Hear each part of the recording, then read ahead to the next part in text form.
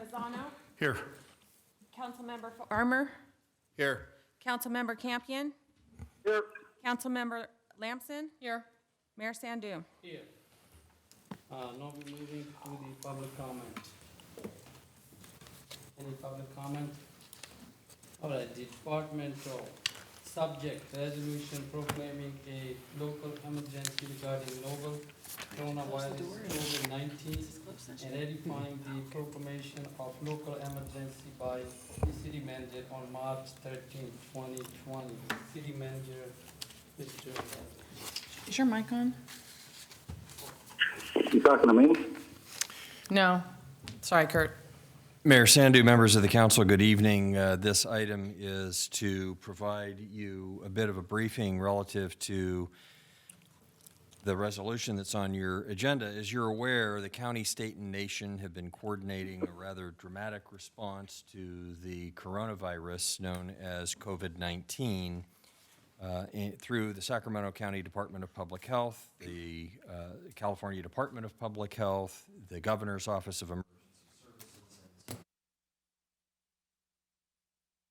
COVID-19 is that it is highly contagious, may not exhibit symptoms in a large segment of the population, which will contribute to a false sense of security for asymptomatic people who will then remain active in their communities and inadvertently spread the disease to persons over 65 and those who have underlying health conditions or compromised immune systems.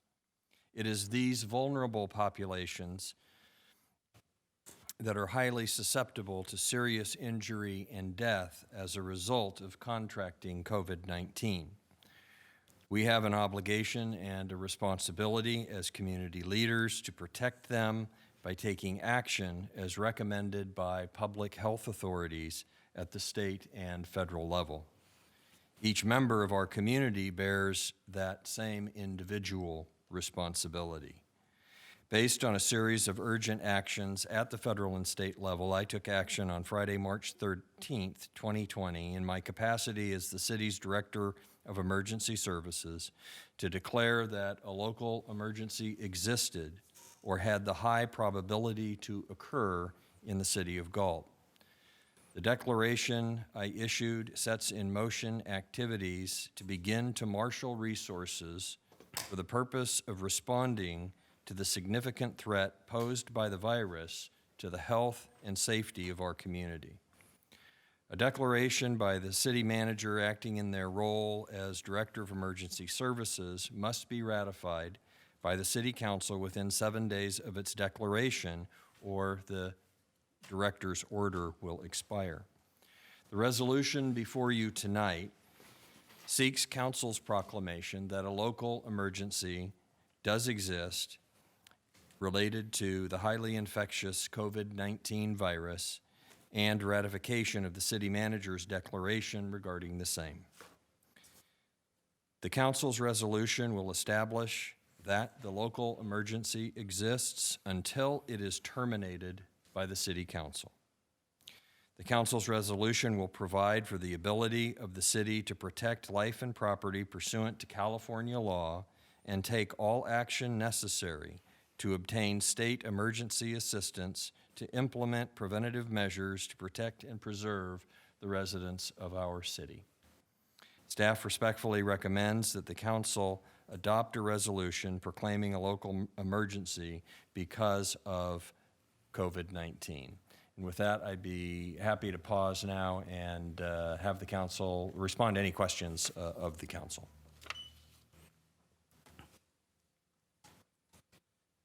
All right, Councilmember. I just have a comment, City Manager Hagelin.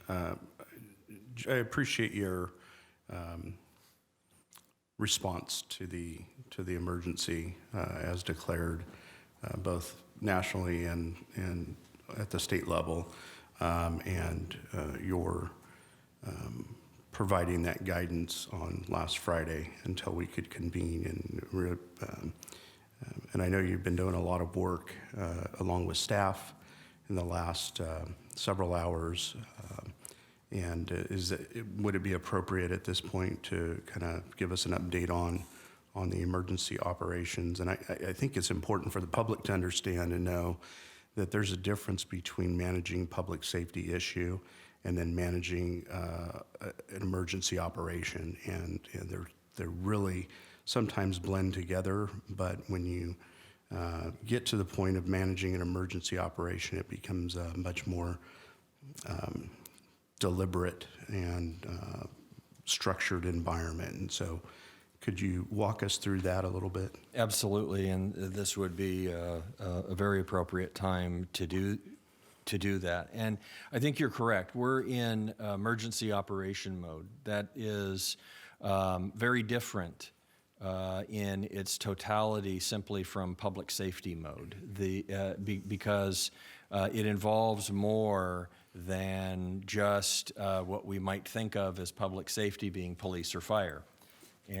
Truly public safety essential services provided by this city obviously include police. We receive our fire, rescue, all hazards coverage from the Cosumnes Community Service District Fire Department. But the other two fundamental areas of essential service for the city of Galt also include water and sewer. Those sorts of things have to work, otherwise very significant disasters just in their own right would occur. And so I can review for you some things that I had prepared for the portion of the agenda on the regular meeting, but I think that since you ask, it is very appropriate to go over this now. So clearly I declared a local emergency on March 13th, and that puts the city in line for qualifying for Federal Emergency Management Agency or FEMA funding from the moment at which I made that declaration. Everything we did in response to the local emergency from that moment forward is reimbursable from FEMA. And we've taken quite a bit of action as I will describe for you here. So in making the declaration, and then, of course, over the course of the weekend, as you probably experienced watching at home on TV or listening to the radio or reading on the internet, there was this cascade of decision-making, state to state, at the national level, and every day throughout the weekend, Saturday and Sunday, we saw the vice tightening around this virus with the decisions that were coming out.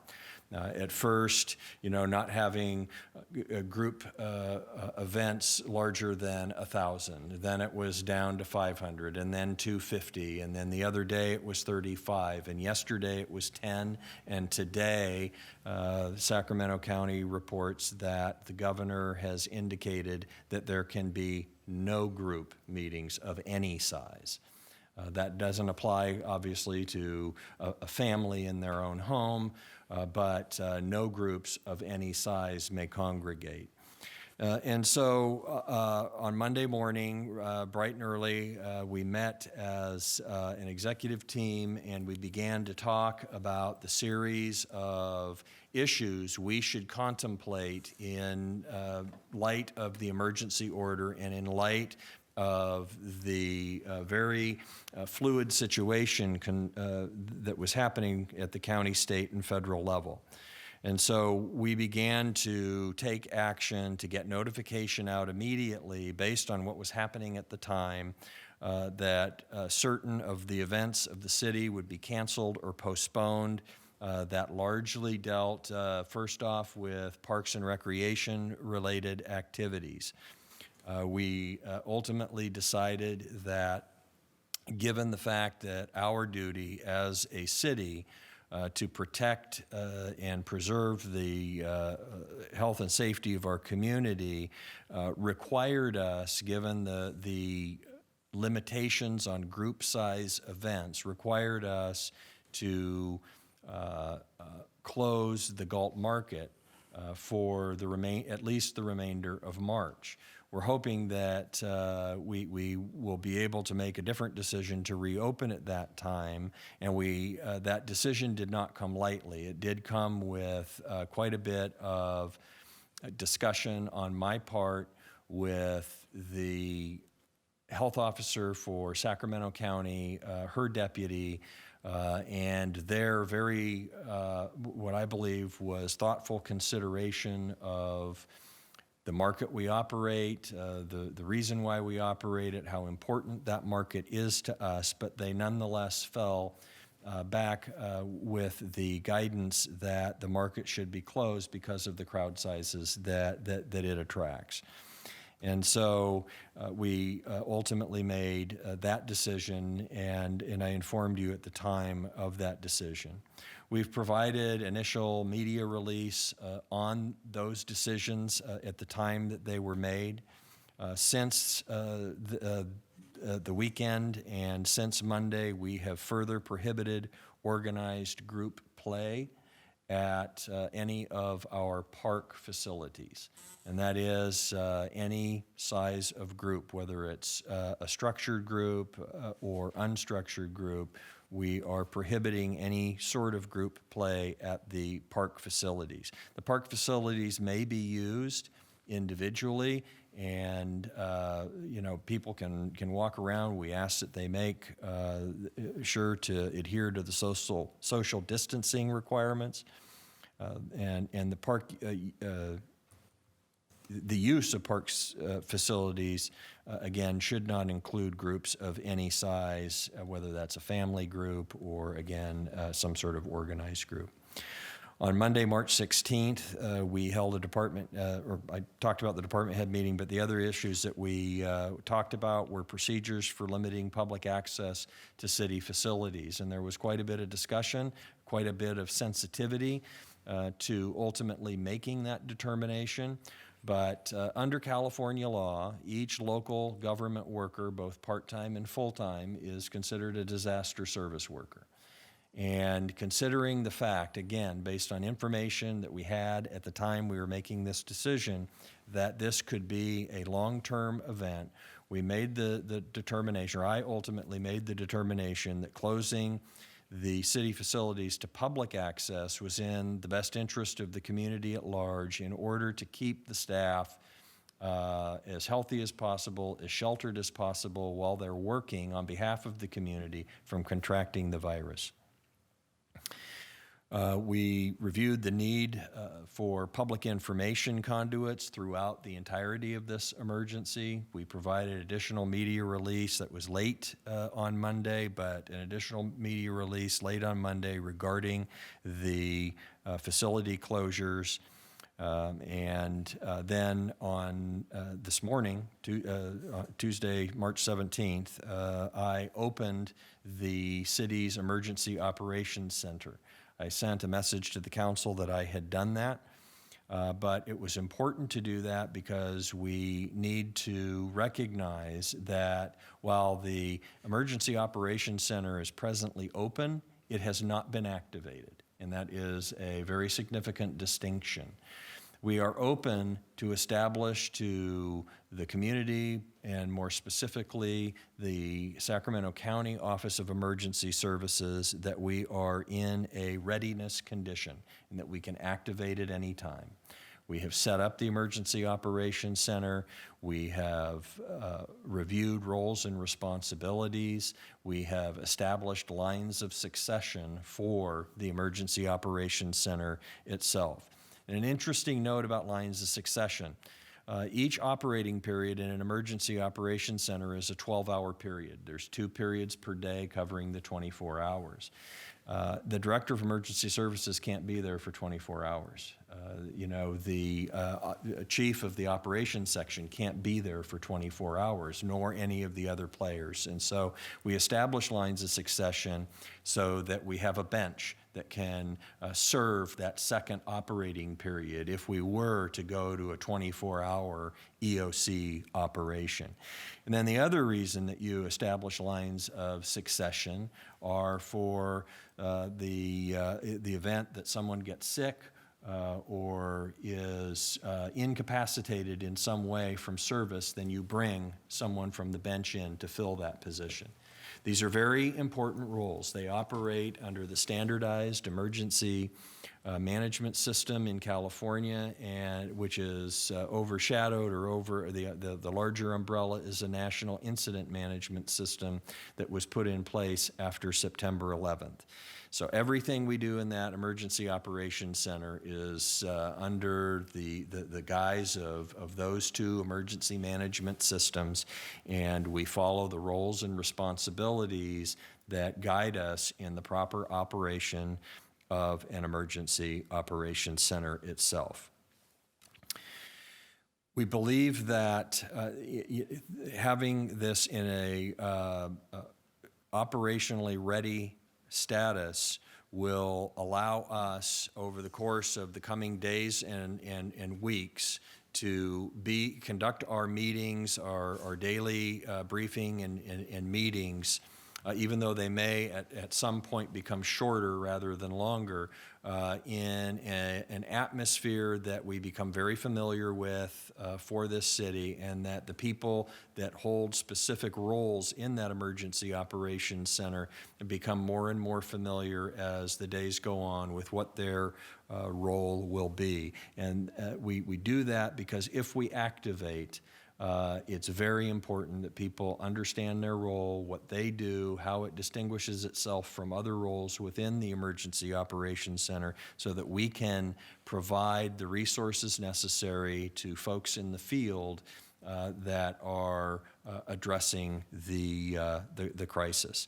We also believe that this was an important step, or I believe that this was an important step in being able to align the conduit of information from the County Office of Emergency Services to the City of Galt. Having opened the Emergency Operations Center is completely consistent with how you would approach a crisis of this magnitude. And we are seeing that cities around the state, counties around the state, are opening their EOCs. Most counties, I believe, have activated. And then there are various gradations of activation. You can be activated, but unstaffed. And then you can be activated and partially staffed, activated and fully staffed, and it all depends on what it is you have to do given that particular activation. So that's our status as to emergency operations. This afternoon, the Chief Sockman and I participated in a conference call with the Director of Public Health for Sacramento County, and that was very informative. Sacramento County's infection rate is 4 times higher than it was just a week ago, and they anticipate that it could go even higher as testing becomes more and more available and more people ultimately get tested. Right now, we have the United States is very close to the capacity of being able to provide testing at will. But because of testing kit flow, they are still prioritizing testing for probably the next week, maybe 2. But then I think that we'll get to a point where anybody can go in and get tested. I referred in my earlier remarks to people who could be asymptomatic, that they have the virus, it's active, they're contagious, but they feel absolutely no effect. And it is those folks that represent the clear and present danger to people who are 65 and older, people with compromised immune systems, people with an underlying health condition, because they may come in contact with those people and unwittingly, unknowingly, accidentally transmitting the virus. And so we're seeing more and more counties in California and at the state level, more and more discussion about quarantine, or I shouldn't use that word, about sheltering in place, which is a type of self-quarantine. It's staying at home, only going out of your home if you have an essential function to conduct, which is the purchase of food, going to a doctor's appointment, something along those lines. And so in the conference call this afternoon, it became clear that there is a strong likelihood that as early as tonight or as late as tomorrow, the county health officer may declare that the folks in Sacramento County should shelter in place. We obviously defer to Sacramento County, to their expertise in this area. And the absolute certainty of such an order isn't known at this point, but it is becoming more and more clear that that may be the case, especially with the infection rate having increased the way it did in Sacramento County.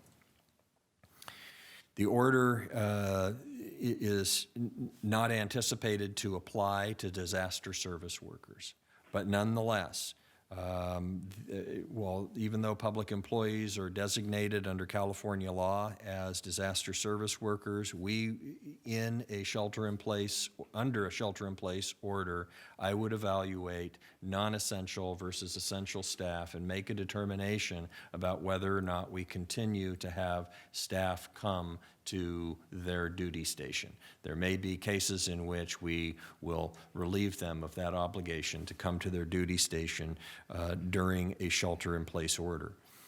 If I do, they're still subject to recall at a moment's notice.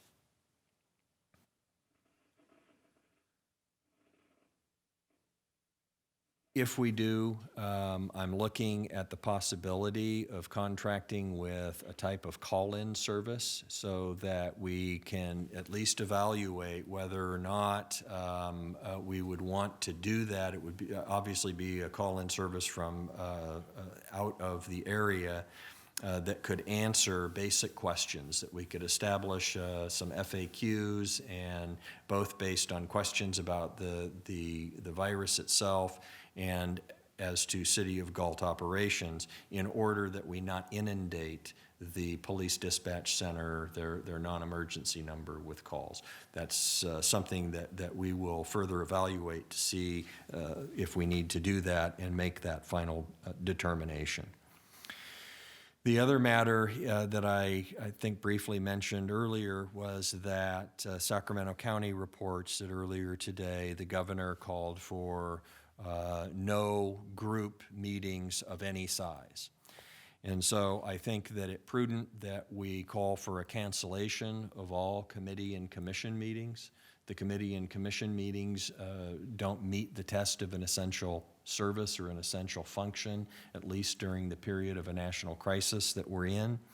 And so it would be, I think, important to set that as the example and a condition by relieving our committees and commissions from their obligations at least through mid-April, and then of course we can continue to assess that continuing requirement on a week-by-week basis, and either extend it or relax it as the data comes in and as we receive further information and input from our healthcare professionals. We will be also further evaluating, we've just had this cascade of modified guidelines and recommendations that I think it's very possible to culminate in a health and safety order. An order from our health official in the county. And if that results, orders like that are more than a guideline. They are enforceable. And so, how the next couple weeks unfold will guide us. Our next city council meeting is slated for April 7th. But I think that if we are still in the condition of having all the best advice tell us to stay at home and do things like that, we should be evaluating in the meantime the ability to conduct that meeting electronically so that you can remain at home and the public can remain at home, but find ways for public input and participation by way of electronic means or ultimately considering the cancellation of that meeting, depending on, of course, the business to be conducted. And I'm, of course, only suggesting that related to non-essential business. There may be things that arise in the coming days and weeks regarding this national crisis that call you into service on a special meeting basis to make a decision, and we can operate those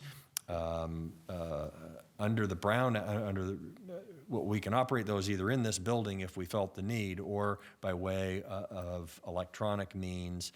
And as I discuss that, I do want you to know that I'm talking about that alternate means of the council meeting, because in his executive order late last week, the governor waived portions of the Brown Act, or at least indicated in his executive order that he was relaxing those requirements.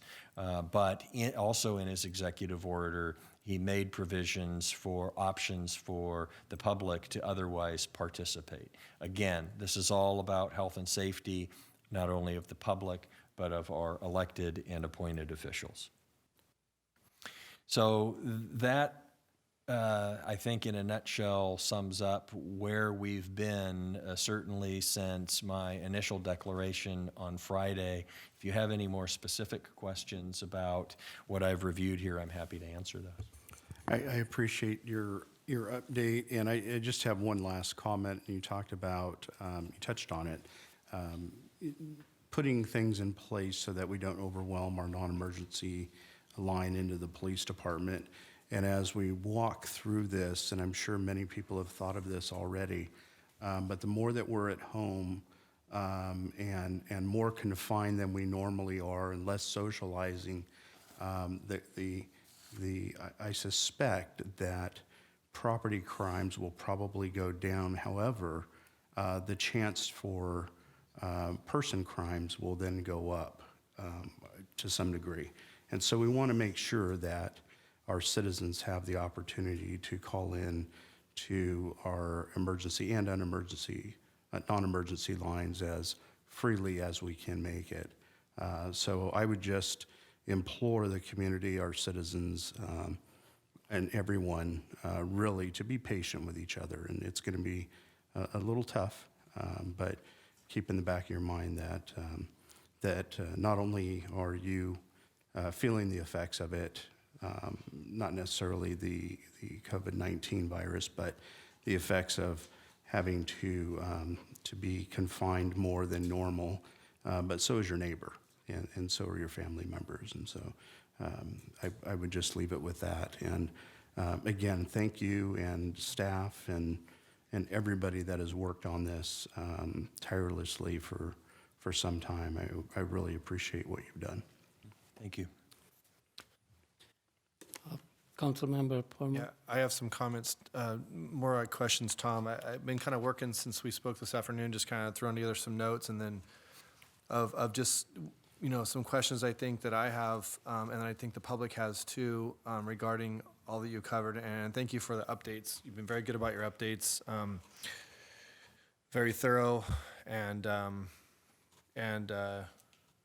we appreciate that. Thank you. A couple things. One is, what's the city's, we spoke about this briefly, but, I feel there's a large amount of population that just honestly is not gonna take, any mandates or any direction seriously of group meetings or what they should or shouldn't be doing. And I feel that, as we progress through this and things tighten up as they're doing and we start lowering the number now down to 0, what is the city's policy going to be when it comes to enforcement of these directives? I've heard people say, well, who's going to enforce whether or not, me and 15 of my buddies get together and or if I, keep my business open as usual, so on and so forth. I just want to know at what point, what's the city's policy going to be now, and what's the city's policy moving forward going to be with how we handle that type of thing? That's a good question. So Ultimately, right now, we are indeed operating under guidelines, and they're, a reasonable person should follow those guidelines, and I think reasonable people do. But you have some that believe it's media hype, or just don't believe that they may be affected, and so if they're not affected, they want to continue with their normal daily lives. We have obviously implored them not to do that and to follow the guidelines for the reasons I've set forth, but they are guidelines at this point, with some exception. The governor the other day listed a whole series of businesses that he wanted to have closed down as a result of the nature of the business and the contributory factor to a higher infection rate because of being in closer proximity with each other when they're at the business. And so think of restaurants and wineries and bars and pubs and things like that. So I think that while those are ultimately probably in the guideline category, the governor did say that while he expected everyone to comply, for those that didn't, they would do what he said the state would do what it had to do. I don't know what that meant, because that was something that the governor said at his press conference. But it is a potential for the county to look at health permits of organizations like that that wouldn't comply. And I think that ultimately all of this is going to be relying to a certain extent on honest, reasonable people doing what's in the best interest of the broader community. It's not about them. It's about the broader community. And then finally, with a health officer order, the health officer's order, if it issues, is enforceable by law. And yet I think that, again, while it is an enforceable order under California law, nonetheless, it will depend on good, reasonable people doing the good and reasonable thing, and that we would probably only involve ourselves in enforcement if we were to see perhaps a group and go over and remind them that really they shouldn't be assembling, if we even noticed it or had time to do that. Or more likely, our involvement would be at the specific request of the health officer.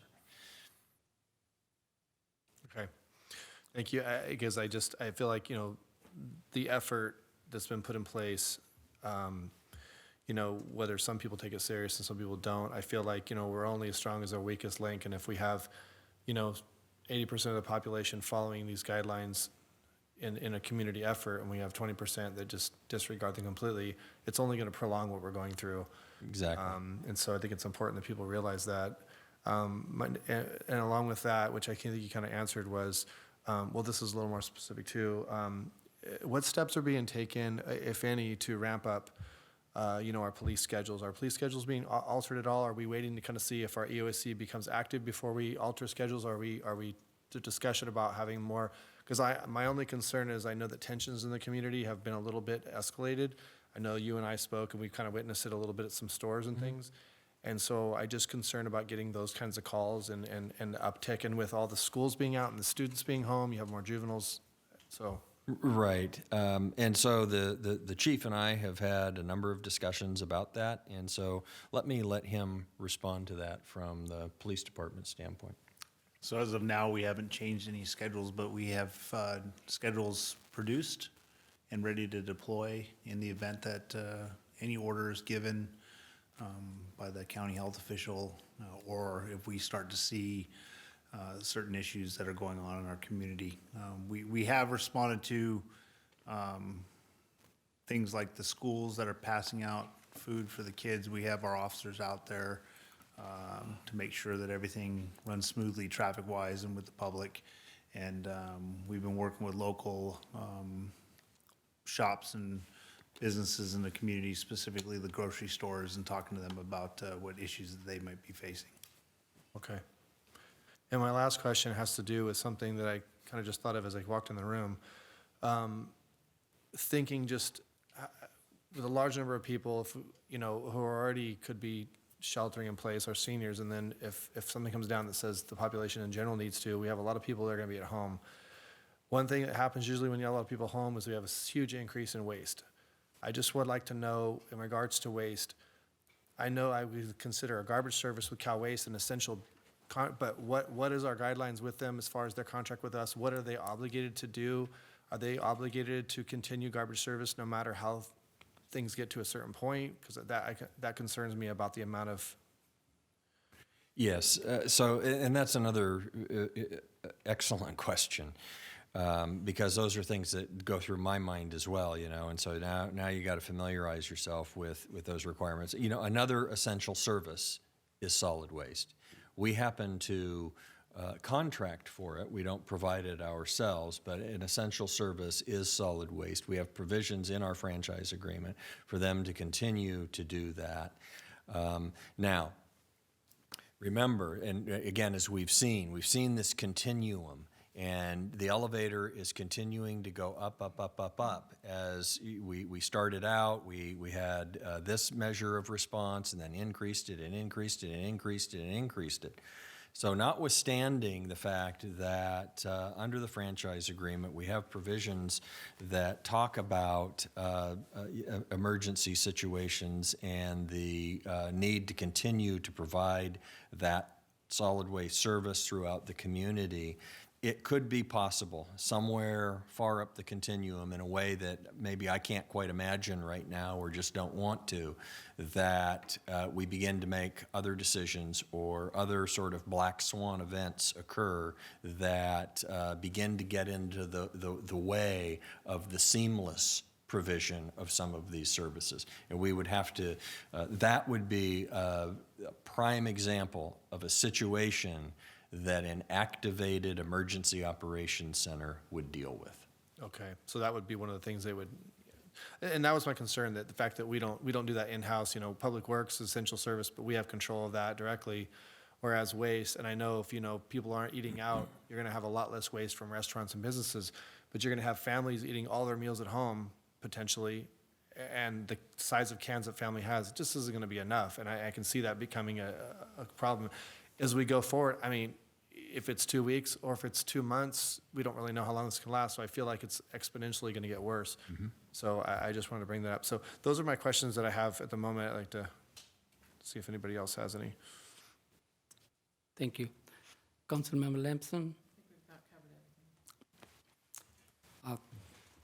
First of all, City Manager Thompson, thank you for, you know, for this week. I know you're working 24 hours. There's a lot of information coming from CDC for all over. Before I ask you a question, I'd like to put a very short statement. As we are all adapting to change due to COVID-19, it is very important not to panic. We need I'll turn the lights on. Wave your arms.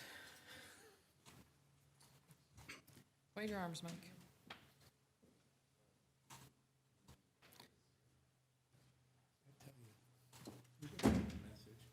Quick, Tina, turn on the lights. Do they go out if there's no movement? I don't know. I was like, wave your arms.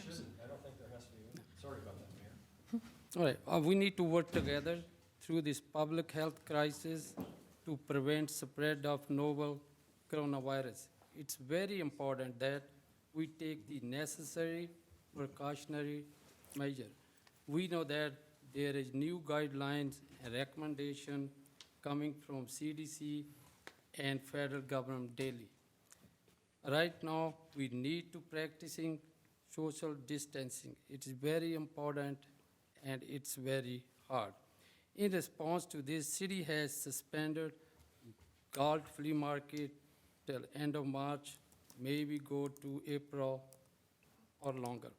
All city parks and rec programs have been postponed and canceled. All Sacramento County schools have been canceled up to 3 weeks.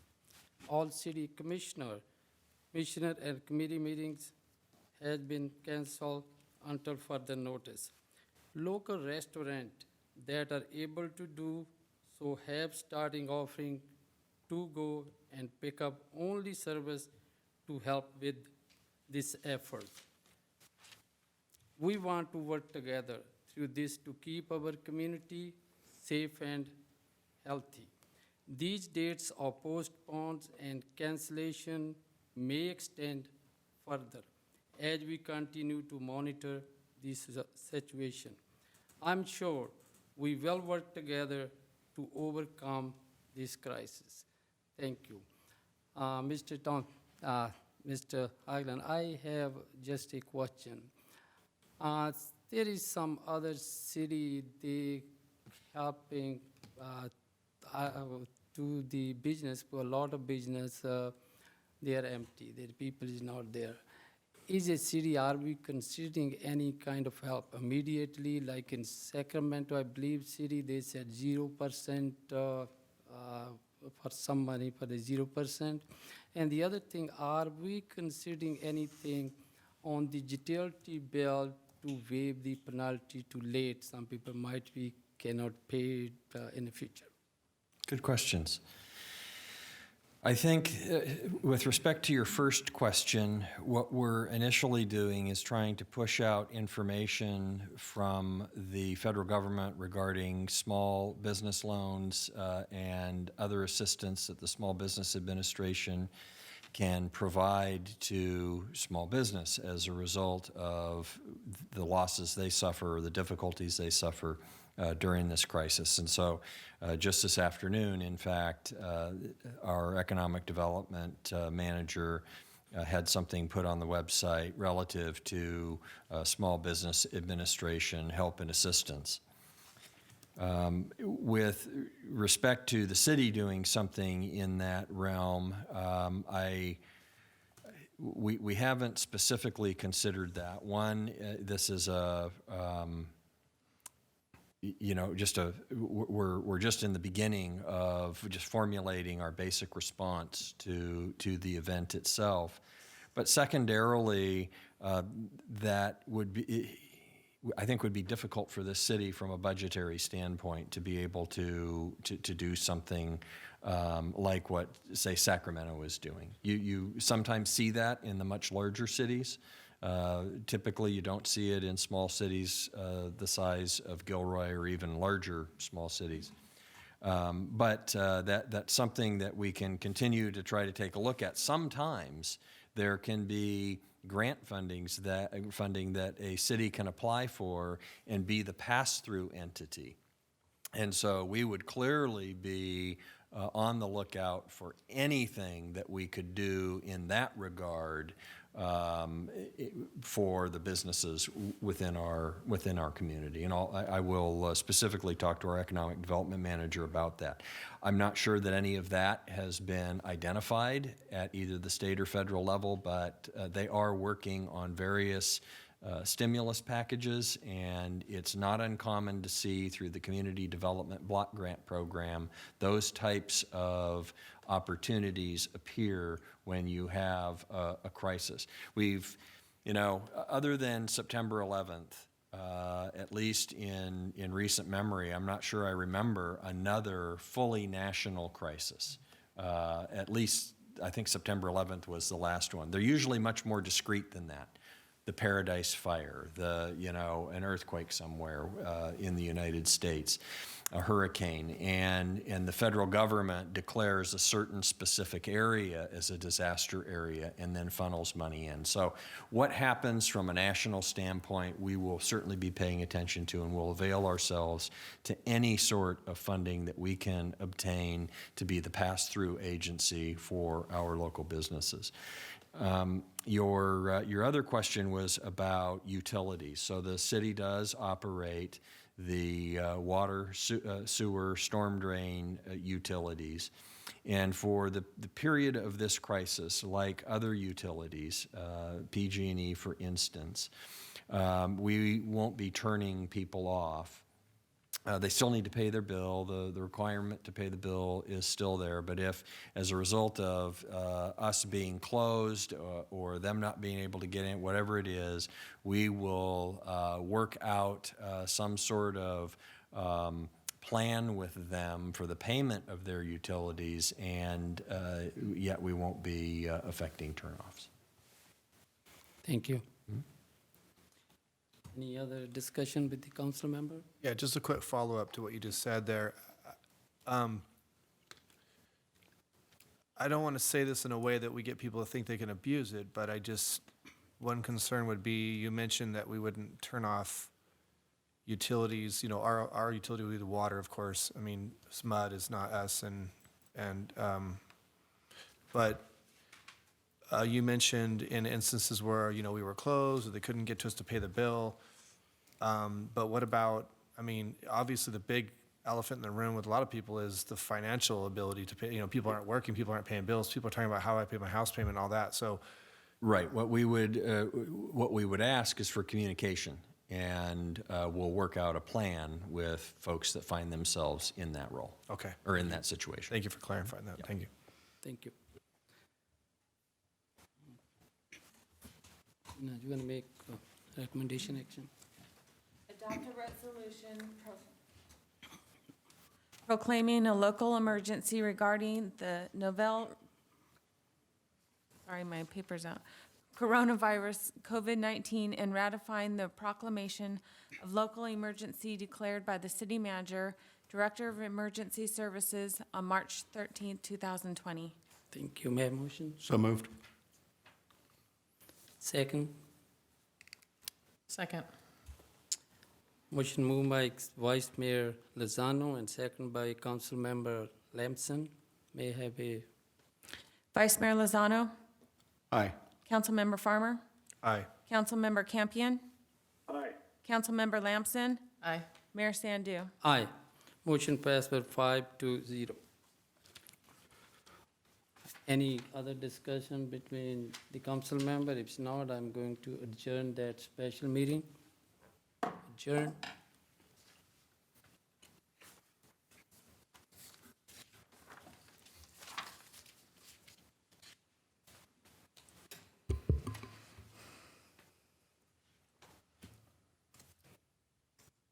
All right, call the meeting to the order. This is a regular meeting on March 17. Sina, may I have a roll call, please? Vice Mayor Lozano, Here. Councilmember Farmer, Here. Councilmember Campion.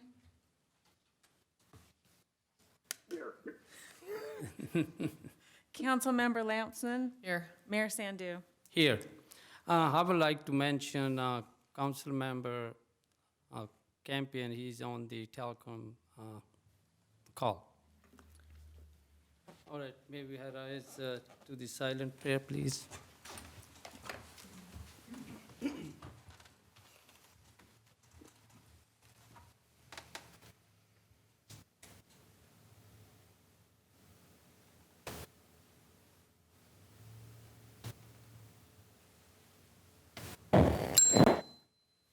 Flag salute. I pledge allegiance to the flag Of the United States of America and to the republic for which it stands, one nation, under God, indivisible, with liberty and justice for all.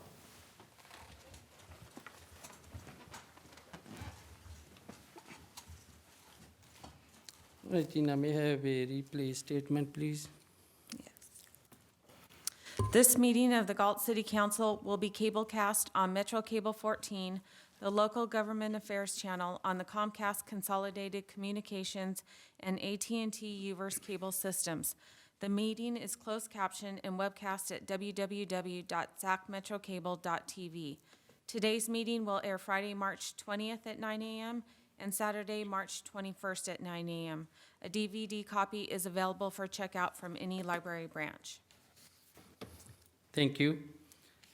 Agenda item B, agenda approval, council, any agenda approval, addition or deletion? Mayor Sandu, I have spoken with Barbara Payne of the Galt Community of Character Coalition, and with respect to their presentation, they respectfully request that it be pulled from tonight's agenda, and we'll reset it for a later date. All right, thank you. So next agenda item is public comment. Under Government Code Section 54954.3, members of the public may address the city council on non-agenda items. The public comment section is for the city council to receive comments, except for brief responses to questions. No discussion or action may be taken on any item that is not listed on the agenda. Please limit comments to a maximum of 5 minutes. Speaker cards are located on the table inside the entrances to the council chambers. Once completed, forward the speaker card to the clerk. Those persons wishing to speak on any item scheduled on the agenda will be given an opportunity to do so at that time the item is being considered. Due to the statewide emergency and social distancing guidelines, public comments may also be submitted via email to pubcom@cityofgalt.org and will be read, subject to the customary 5-minute limitation for those emails received prior to the time the agenda item is called. Thank you. Any speaker, any emails you getting? I have not received any emails and no public speakers. Okay, thank you. Next agenda item E, report by city council members on regional board, commission, and committees. Vice Mayor Lozano. Nothing to report out other than on Thursday, the 18th, I will have a telephonic SACOG meeting, and the agenda is quite heavy, so hopefully it doesn't go too long, but we will be doing that on the 18th. Councilmember Farmer.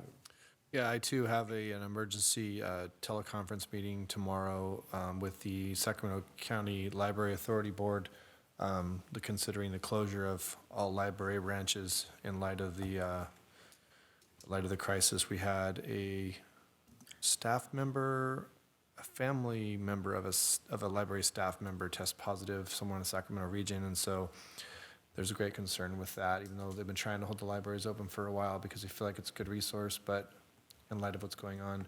So we'll be considering that tomorrow. Thank you. Councilmember Lamson. I have had nothing this past couple of weeks, and I have not heard how we're going to meet with our air quality. Thank you. You know, we have, I don't have anything to report either, Mr. Mayor. Don't forget Kurt. thank you, Kurt. I forget you. Sorry about that. Hard to forget, easy to forget. I went over there on March 12 for our Sacramento Transportation Authority meeting, and we went everybody over there 1:30. But due to coronavirus, they canceled the meeting. So I will join the next meeting and let you come back what's the information. Thank you. Next agenda item is information consent calendar. Tina, could you read, please? Accept the minutes as it's submitted, receive and file warrants for the period ending March 5th, 2020, adopt a resolution authorizing staff to submit a local early action planning LEAP grant application to the California State Department of Housing and Community Development, HCD, and if the application is approved, authorize staff to execute a State of California standard agreement and any and all other documents required or deemed necessary or appropriate to secure the LEAP grant, except the treasurer's report as submitted. Approve the consent calendar as presented. So moved. Second. The motion moved by by Vice Mayor Lozano and second by Councilmember Lamson. May I have a roll call vote, please? Vice Mayor Lozano, Aye. Councilmember Farmer, Aye. Councilmember Campion, Aye. Councilmember Lamson, Aye. Mayor Sandu. Aye. Motion passed for 5-0. Thank you. Next agenda item is schedule matter notice of public hearing. There is no public hearing today. Regular calendar. Community Development Department, subject annual 2030 general plan circulation element amendment. Mr. S. Yes, good evening, Mayor and council members. Chris Arias, Community Development Director. The item you have before you is a 2030 General Plan Circulation Element Amendment request. We're asking that the council adopt a resolution authorizing the city manager to appropriate $133,450 of transportation funds to amend the circulation element of the general plan. The resolution also asks that you give the city manager authority to enter into a consultant services task order with Rainey Planning and Management to complete the tasks associated with the amendment request. The circulation element provides guidance for development of new roads for development. So this amendment that we're embarking upon in the circulation element really affects new growth and new development. The state enacted legislation providing new standards for roadways, specifically Senate Bill 743 or SB 743, and then Assembly Bill 1358, AB 1358. So the amendment, again, is a response to the legislation, but we are incorporating a couple other requests into it, which I'll mention in a minute.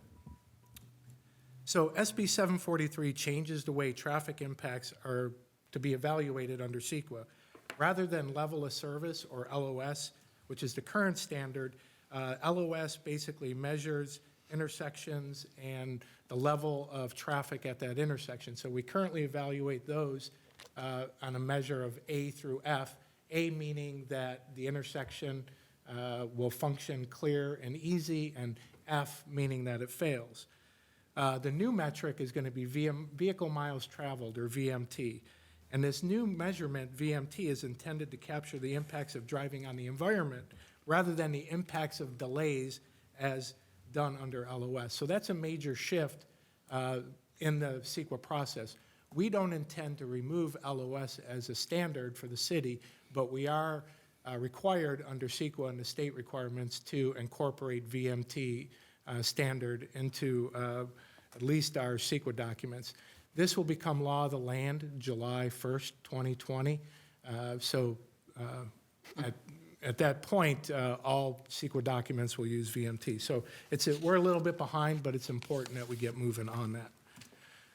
The second component of the amendment is to include AB 1358, or complete streets. Incorporating complete streets will redesign future circulation patterns in the city so that the future roads are designed for all modes of transportation. And what that really means is we're increasing bicycle and pedestrian movement ability on future streets. The general plan currently has language mentioning complete streets, but if you look at the circulation diagram, it's still pretty much your standard 4-lane arterials with stop signs and minimal bike lanes. So that part of the general plan will be updated to include more of a complete streets approach. The third component of the request is to update the city's traffic model. The traffic model basically is the existing conditions regarding traffic in the city. So we use those existing conditions, or that model, to base how future projects impact the city. So that base model is really important. And the last time it was updated was in 2009 when the general plan was updated. So it is past due to update. When we're actually evaluating VMT, the vehicle miles traveled standard will also have to create a baseline for it too. So that baseline accommodates future development and how it impacts the current city, but also will incorporate the VMT. So the last component is an update to the Traffic Capital Improvement Program. The TCIP is a mechanism for financing transportation impact fees, which funds new development's share of improvements to the city's roadways. The TCIP is based on future build-out and related traffic capital improvements. So if we're changing the way roads are going to be laid out, it's really incumbent upon us to update the TCIP so that the traffic impact fees that developers pay is accurate, and that's what it's based upon. So with this request, Rainey Planning and Management will provide planning services related to the amendment, but the bulk of the work will be done by GHD, or OmniMeans, they were formerly called OmniMeans, which will work as a sub to Rainey, and they'll provide all the traffic-related material and analysis. We expect the project to take about a year. We have incorporated one public workshop into the scope, and then your typical planning commission and city council public meetings. So that concludes the staff report. Again, we're asking the council to adopt a resolution which authorizes the city manager to appropriate the $133,450 of transportation funds to amend that circulation element, and then also awards the task service order with Rainey Planning and Management to accomplish that. And I'd like to point out that the funds, again, come from transportation funds, which are paid by development impact fees and are part of that TCIP. So this is an appropriate use of those transportation funds. Again, that concludes the staff report. Staff will be available, available to answer any questions you might have. Council member, any?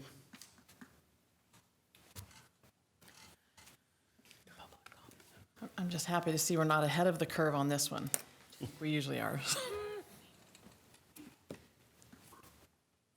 Kurt? Yes, I'm here. Thank you. He asked if there's any questions, and I thought you made a noise. Oh, no, I was just flipping the page. No, it was a good report. You know, basically, it's pretty clear we're just doing what state law is mandating in terms of changing the type of analysis when it comes to traffic impacts. I think it's going to be a little more difficult, but they've made the change, and therefore we have to also make the change. Thank you, Kurt. Thank you, Kurt. Any public comment? No. Thank you. So Tina, you want to read the recommendation action? Adopt a resolution authorizing the city manager to appropriate $133,450 of transportation funds for the purposes of amending the circulation element of the Galt 2030 general plan in accordance with the State of California legislation, Senate Bill 743 and Assembly Bill 1358, including an update to the citywide traffic model and transportation capital improvement program, and enter into a consultant services contract task order with Rainey Planning and Management to complete tasks related to the circulation element amendment deliverables. Yeah. Motion by Kurt Campion. Second. Second? Second by Council Member Lampson. May I have a roll call vote, please. Vice Mayor Lozano? Aye. Councilmember Farmer? Aye. Councilmember Campion? Aye. Councilmember Lampson? Aye. Mayor Sandu? Aye. Motion carried 5-0. Thank you. Okay, next agenda item is H2, subject, annual 2030 general plan and housing element progress report for 2019. Again, Velma. Good evening again. So as mentioned, the item you have before you is the annual general plan and housing element progress report. The state requires the filing of this annual progress report to two places, the Office of Planning and Research, or OPR, and the Department of Housing and Community Development, HCD. The report contains the status of each of the general plan elements, progress in implementing the general plan items, and then progress in meeting the fair share of the city's regional housing requirements. The Galt General Plan includes 10 chapters or elements. Each of these will list a set of goals with set policies to help achieve each goal. The state mandates 7 elements. Those are land use, circulation, housing, conservation and open space, noise, and safety. The city added public facilities and services, community character, economic development, and historic uses. And of those elements, the housing element is the only one that's required to be updated on a regular basis. And based on our last conversation, we're going to be updating the circulation element. So as mentioned, the annual progress report shows the status of each of the policies in the 10 elements. The screen shows a sample of the land use policies and then the update on it. So that top one, the LU-6, sphere of influence, that basically required the city to work with LAFCO to amend the sphere of influence to be consistent with the general plan, and that was accomplished back in 2011. And so looking at that same report, if you look at that bottom one, LU dash, what is that, D, annual general plan reviews, it basically requires the city, or says the city council should review the general plan annually. And this report fulfills that requirement. So new to the reporting requirements, this is actually the second year for this format, is a separate housing report submittal to HCD. The state, through HCD, is taking a way more active role in monitoring and enforcing state housing requirements. They provide this spreadsheet that we're to maintain and then complete and then submit to them annually. So I'll just go over the tables briefly. Table A shows city housing applications deemed complete in 2019. We only had, even though we've got a number of housing applications in the pipeline, we only had one that was deemed complete in 2019, and that was the Second Street Apartments, which was approved by Planning Commission last month. So we deemed it complete in 2019, and it was heard by Planning Commission last month.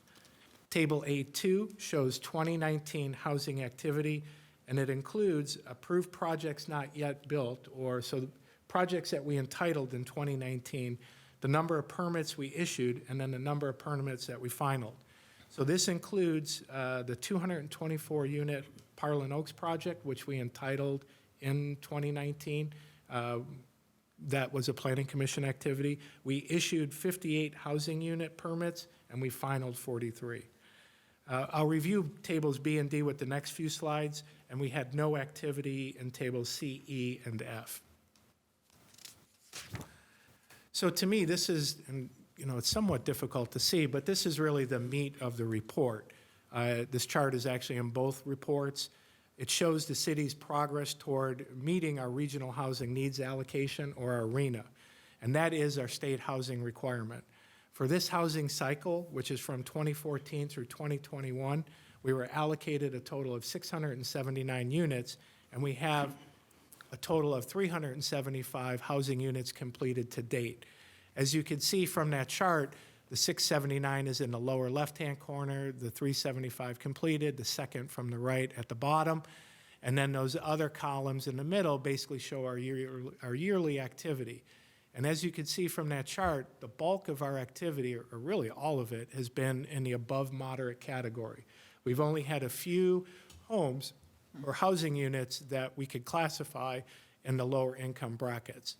And last year we had the Trail Ridge Apartments, which we classified as a non-deed restricted low income project.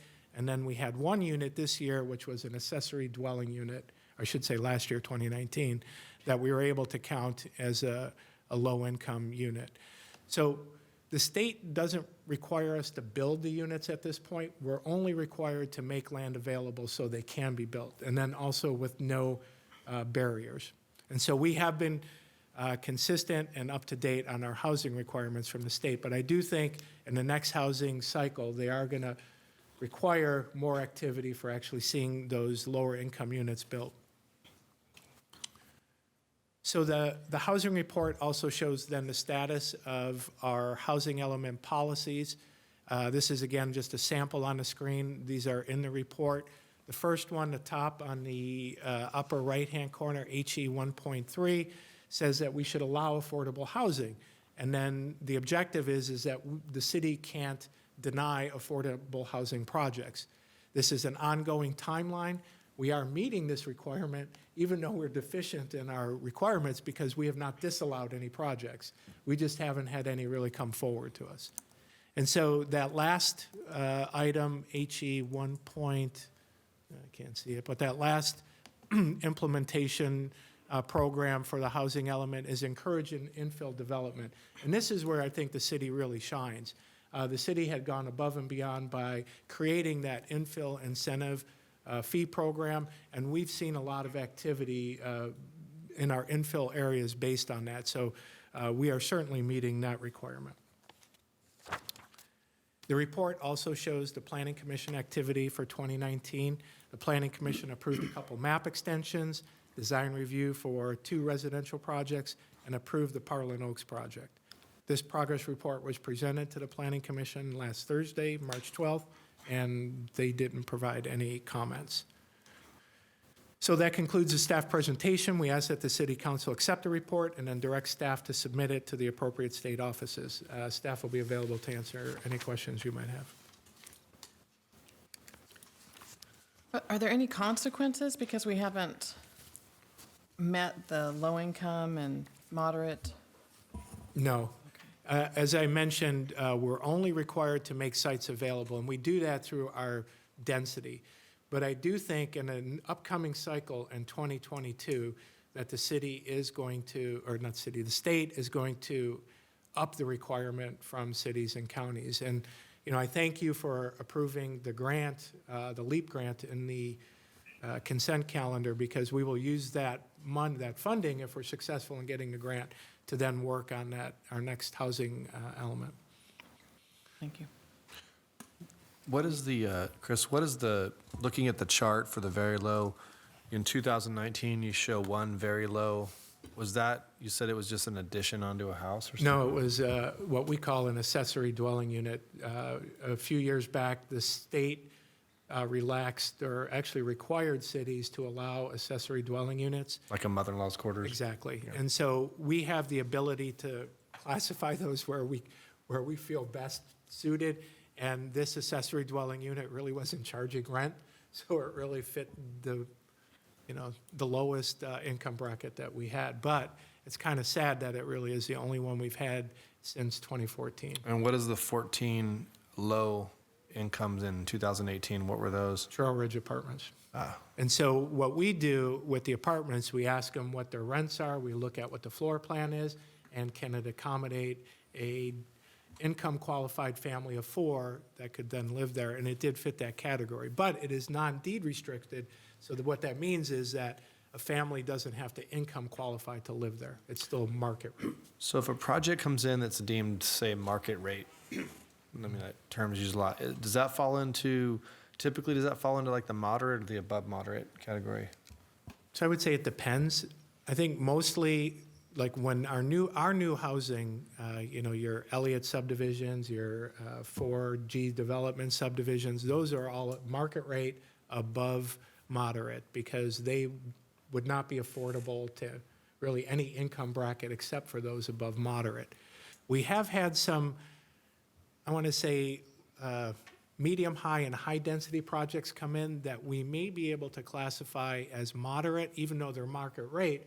And what I think of are Veranda at River Oaks, depending upon their price points, and also Parlin Oaks. So depending upon the rents of Parlin Oaks and the sales prices, it's possible that we can fit them as a moderate category. And we're hoping that we can, but based on some of the prices that we've seen early from Veranda, I think that's going to be a struggle. So these price levels that we see are actually within a certain category. So it's not necessarily saying that it has to be an apartment to fall into the low category. You could look at housing and say the pricing of this housing is going to put it into that category, or the pricing of this particular subdivision is going to put it in this category. So it's within each category, different levels. That's Not correct. just- It could happen. The basic rule of thumb is that a family cannot pay more than 30% of their gross income to a combination of rent and utilities. And so then the state issues income limits for each of the classifications, and so we then do those calculations. We factor in 30% and what can they pay on a monthly rent or mortgage, and then classify the unit accordingly. Okay, thanks. I just had a couple of questions, or not questions. One comment, the staff report and the slide are a little off. The bottom right says 334 total remaining. In the staff report, it's 333, and I think that's 333 is probably accurate. I'm not a mathematician, but. That sounds right, and my guess is we didn't pick up that single unit somewhere. Oh, yeah. So, Yep. good catch. That's probably what it is. I think it's a great report, actually. I think that in listening to the governor's explanation of the budget a few months back, I think housing is going to be a big issue, both fiscally and from a practical policy perspective, I suspect. Although we're not held to anything other than planning for it and having the land available in our general plan for very low and low income housing. I believe, I could be wrong, and I don't necessarily agree with it, but I think we're going to start seeing some action at the state level to have jurisdictions comply, to be a little more compliant with the intent of it. And so it's good to hear that, it doesn't always mean an apartment complex. It could be a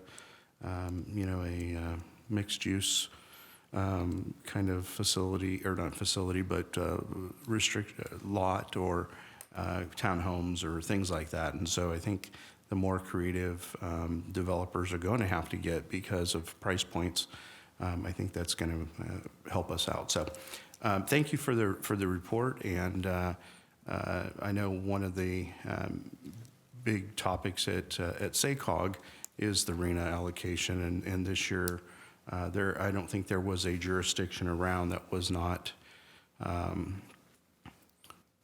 guess we weren't real surprised by the numbers that came back, but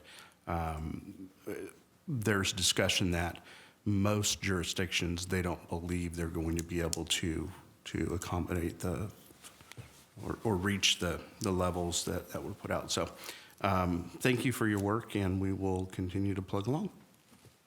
Thank you. Any other council member have any? One more quick question. Sorry, I was just, as he was talking, it made me think of something.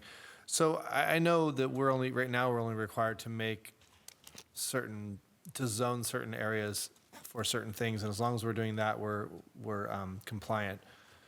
And I know that it has to be. I mean, I imagine it's very difficult to get someone to come in to build like low-income housing because clearly they want to make the most money they can as a developer. So do you see something coming on the horizon where, I mean, I think Rich mentioned, are we growing towards a point where the state of California is going to start mandating by a certain point we have to have that housing in place? We can't no longer just say, here's the appropriate spot to do that. And if so, is there anything that the state would do or out there that's existing that subsidizes developers who want to build that such type of housing? So the answer to your question is yes. The state, I believe, is going to require not necessarily that we construct the units, because that's difficult. I mean, we're dependent on outsiders, landowners, and developers to make that happen. But for affordable housing, I believe what the state is going to require that we do some sort of financial assistance program. And so I think I mentioned before that other cities have an inclusionary housing requirement. You've probably heard that term before. And what that means is when you have a market rate housing project, a certain percent, an inclusionary requirement means that they have to build a certain percentage of those housing units to meet those affordable requirements. So for example, if we had a 10% inclusionary requirement, 100-unit subdivision comes in, they have to set aside 10 units in different brackets to meet those low-income brackets. So those kind of inclusionary programs are tough for a small city. We don't have the means to keep track of single-family homes as they change hands and income-qualified families as they move in and out of homes, because the deed restrictions for the income-qualified families usually remain for like 50 years. So that's one way. Another mechanism could be to create an impact fee for housing. Elk Grove has, for lack of a better term, an impact fee for affordable housing. So every time a permit is pulled for a housing unit, they pay a certain amount of money that goes to the construction of affordable housing. So the city pools that money. When it gets a sufficient amount, it then uses that to help assist, perhaps a nonprofit that comes in and builds affordable housing. Other cities will reduce impact fees to help encourage affordable housing. So I believe in our next housing element, we will have to think of using one of those strategies or something else that may come along. And so then the last part of your question is, Does the state have incentives? Yes, they do. They have tax credit programs. In fact, Galt Place used state tax credits to construct that. And that was really our last affordable housing project. But I would say that prior to 2014, we were more aggressive in seeking out and constructing affordable housing with redevelopment. When redevelopment was removed, we lost a powerful tool in helping build affordable housing. And I know Councilmember Campion was involved in quite a few housing projects when we had redevelopment. And that tool has yet to been replaced by the state, but I do believe they're considering something similar at some point. Thanks for that. Thank you. Any other council member have any question, any comment? Council member Campion. No comment. Okay, thank you. Chris, just kind of information, that, what's the difference between affordable housing and low-income housing? No, and they're the same. The term is kind of interchangeable. So I think affordable housing is the more technical term when you're using generic to describe, housing that's affordable to lower income brackets. But when we look at the specific incomes, they are broken into different categories. So lower income is very low income, and then moderate. So there's different brackets in affordable housing, if that makes sense. So the other thing is, right now, we are meeting the city, the state requirement with the affordable housing in the city, right? That is correct, because we have sufficient sites by zone to accommodate the 333 units that we're still required to accommodate. So that means anything in the pipeline, when we consider that, then we qualify. Yeah. The requirement is okay, right? That's correct. We're, the Second Street apartments, the 8 units on Second Street on the west side of the tracks, we haven't done a calculation yet where we think they may fall. It's going to depend on the rents, but we do believe that, they will meet at a minimum the moderate and possibly low income bracket. But they're non-deed restricted, so they are market rate, but we just believe on the rents and the size of the units that we can classify them in one of the lower income brackets. Thank you. Any public comment? Not on this item. Thank you. I have one more comment, sorry. Question. All right, go ahead, sorry. Councilmember. On the sphere of influence map, I was reading the staff report. It talks about, the last time that that we amended the sphere of influence was in 2011. That took us out to Cherokee Lane to the east and out, to Twin Cities, I guess, that way. And then there was some out in the, I guess it was out towards the Cape, the Sparrow subdivision, off, I don't know, up kind of towards Walker Park. Sergeant. Okay, so then on the map, you also have proposed sphere of influence. So what are we basically, by being proposed, this would be the next step that we would try to take? Are we waiting for someone to actually want to develop those certain areas, and that's when we would approach LAFCO to do that, or what? How does it? So that map actually, it shows proposed, but that is the map that was approved by LAFCO. So our boundaries now go up to that northern boundary, and I believe that's Laguna Creek to the north boundary. What we did is, when we went north of Twin Cities and went up to Laguna Creek, it was not consistent with SACOG's blueprint for growth. So we had to make some concessions when we went that direction. So we removed, and Councilman Campion probably recalls that, where we removed the section from Sargent to Christensen. So we removed some acreage there and grabbed some acreage north of Twin Cities. And we didn't see a lot of development potential on the west of Sargent anyway, because the county has really done a lot of large lot development there. So the boundaries that you see there are the sphere of influence boundaries. So they are in our general plan and they guide our growth. So how that works is they do not become part of the city until there's a formal action. And It's typically by developers. So a developer will eye a piece of property in the sphere and then come to us with an application, including a development application and then an annexation into the city. The city, you may recall, we spearheaded an annexation, the expansion of the industrial zone. Currently, we have 4 annexation applications that we're processing. So we're currently doing 2 north of Twin Cities, a 60-acre parcel north of where Marengo tees into Twin Cities, a small acre project at the northeast corner of Twin Cities and Highway 99. We're doing the Notch annexation of Elliott, and then we have a project that's including the annexation of the county island. So it's kind of it's kind of unprecedented to have that type of growth in the city at this time where we are actually expanding our boundaries in that manner. But they're able to do it because that sphere of influence gives them a predetermined path to grow. So as long as we stay consistent with our sphere of influence, it's basically saying that the county, state agencies, all the local agencies have agreed to our growth pattern. And as long as we meet, state requirements, local requirements, those annexations will be completed. Okay. I have some more questions we can talk about later. Okay. We can get together, but thank you. Thank you. Any more discussion? Tina, may recommended action, please. Review the annual 2030 Galt General Plan and Housing Element Progress Report for 2019 and direct staff to submit it to the Governor's Office of Planning and Research and the Department of Housing and Community Development in accordance with Government Code Section 65400. So moved.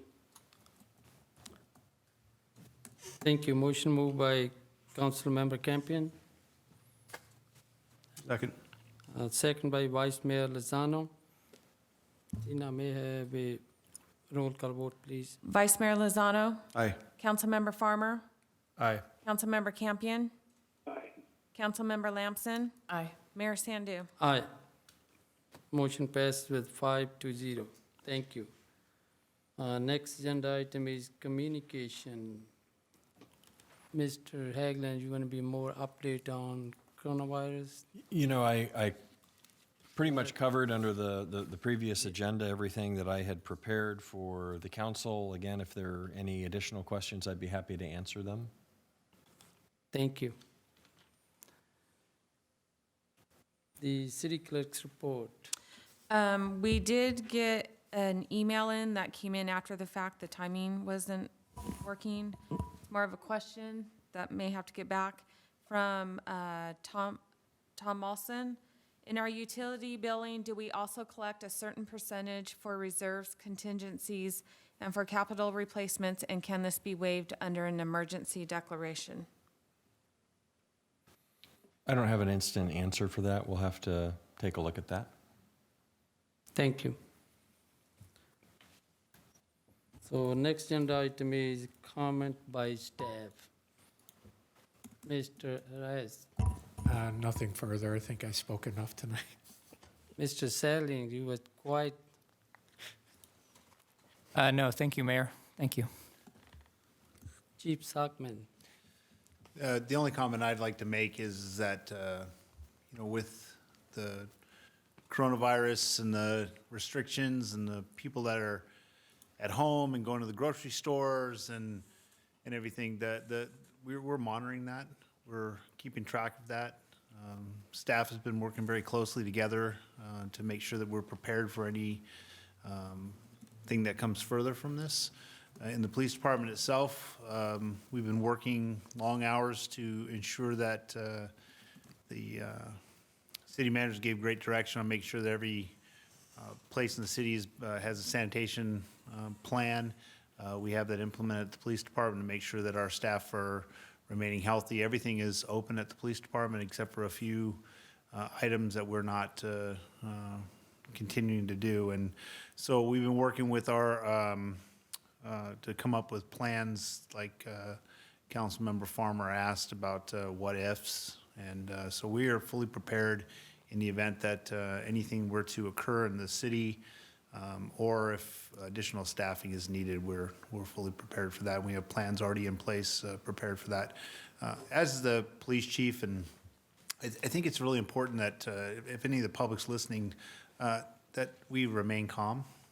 You are going to be in your houses with your family.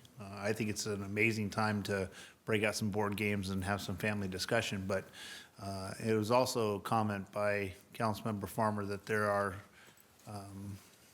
it changes some of our responses. There's an increase in certain kind of crimes that occur in our city and in our region and in our state, and so we have already seen the impacts of some of that, and so we just encourage everybody to remain calm and then figure out a way to really enjoy their family and spend time with them, and we will respond appropriately if something were to come up, but we are fully prepared as a police organization, and I want to compliment our staff inside the police department for stepping up and really taking a lot of going above and beyond to make sure that we're taking care of the public, that our facilities are clean for the public, and that our officers and our dispatchers are working at full capacity. So anyway, and that great direction from our city manager is keeping us all on track and making sure that we're all pushing together as a team in one direction. So. Thank you. Mr. Hagland. I don't really have anything further. I echo the comments of the chief. This is a serious crisis. It's a serious crisis of health, and we want to do what we should do to make sure other people don't get ill. But I think that, you look at the types of reasons that cities mobilize in the way that we have mobilized locally here to serve our public through emergency operations, and I am so thankful that it's not a flood, a devastating flood, or a devastating earthquake, or a fire that has taken out a major portion of a section of town. We have, a virus. We have a body of knowledge that informs us and tells us about the pathology of that virus and what we can reasonably do. Yes, inconvenient, and yes, maybe at a cost and expensive personally to businesses and to people, but they are very reasonable things we can do for the next 15 days to help ensure that we as individuals aren't the cause of the spread of the disease to people who wouldn't be able to handle it, and that this dark hour will pass, and the sun's going to come up again, and we are going to be back to living the lives we so enjoy living. Thank you. Councilmember Lampson. Yeah. I've seen in times of crisis, a lot of times that brings out the best in people, and I've seen a lot of the best happening with people helping each other and volunteering to do things. Just want to say that the high school teachers are working diligently to get online and get all the assignments online. I was there today. The principal at Liberty Ranch unofficially reported that 80 meals were picked up through the drive-through, and of kids that needed food. So parents, if you have nothing to do at home, you can help your kids with their schoolwork. Thank you. Councilmember Campion. Nothing specific to report, just wanted to thank Tom and all the staff for the job that they're doing at this time. I know it's new, it's different, and difficult, and I commend them for the job they've done. Thank you. Thank you. Vice Mayor Lozano. Yeah, just two things. First, I wanted to mention I think we all received an email this afternoon about 5:20 from a citizen asking about the Galt Market Community Plan meeting that is supposed to be held on March 30th. That has been postponed, is that correct? Yes, it has been, and we placed it on our website either yesterday or this morning. Was it yesterday? Yeah, or this morning. So that's been postponed. We're working on identifying a different date with Williams and Patton on that. Awesome, thank you. I just wanted to get that out for the community that's watching.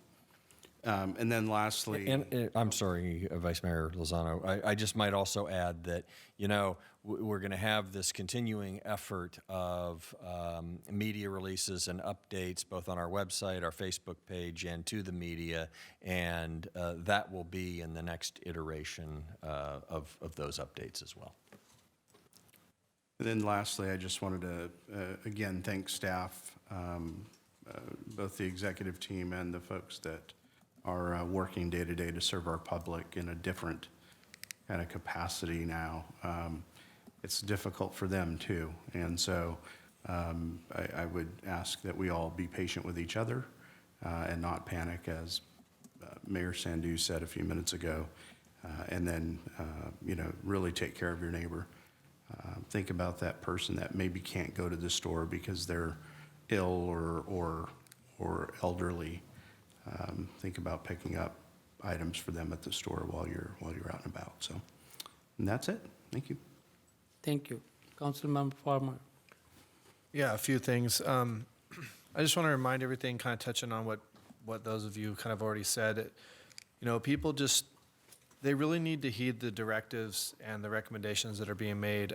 There's a reason, a lot of people out there are not really seeing the impact of this in our community yet. There's a lot of talk of, well, I really don't know anybody personally who has COVID-19, this and that, and that's good. But what we're trying to do here is we're trying to prevent that from happening. Really, in such a situation that we're seeing here, which, none of us here, nobody watching, unless they're 102 years old, have seen something like this before. I don't think. I would even 9/11, as city manager said, would be the closest thing, but really it's a lot different than that even. We haven't seen something like this, so everything's fluid, everything's this is new to everybody. We're just kind of, day by day, hour by hour. But the one thing that's proven to work is social distancing, and if everybody's not doing it, then it's just not going to have the effect. We're a small town, and we see business closures hurt. I'm a small business owner myself, and was on the verge of wife and I opening a business, which we're not going to now, and so it hurts, and so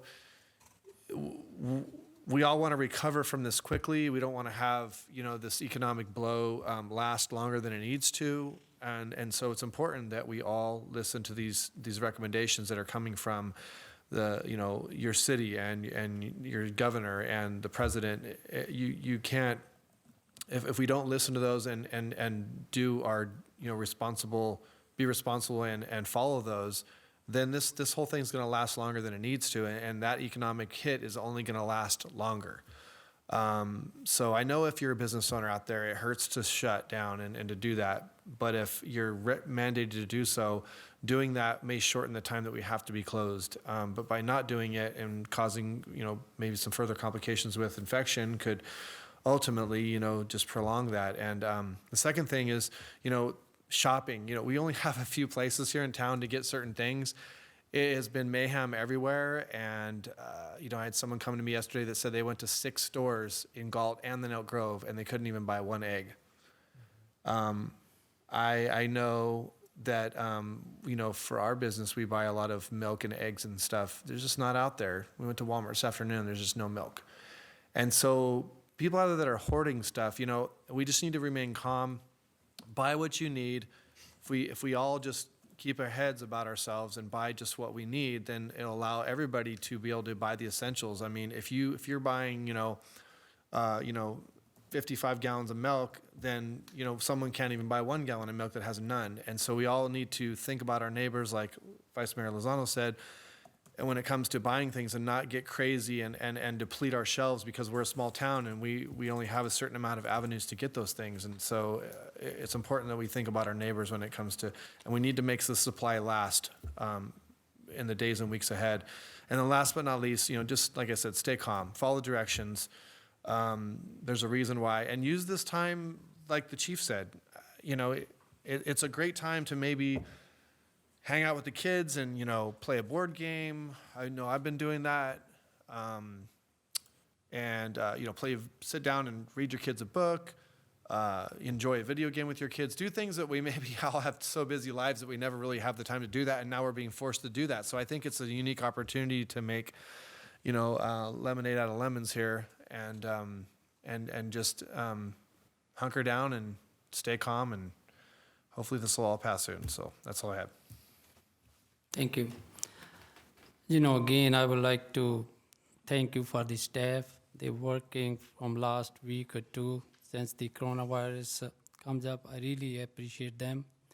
And the only thing, as a city, we have to getting the direction I mentioned from the federal government, from the CDC, and Sacramento County.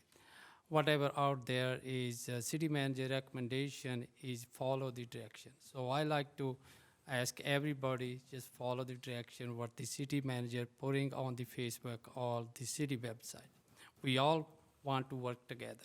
We want to save ourselves, we want to save the community. Thank you very much. If there's any other discussion if there's nothing, then I would like to adjourn the meeting.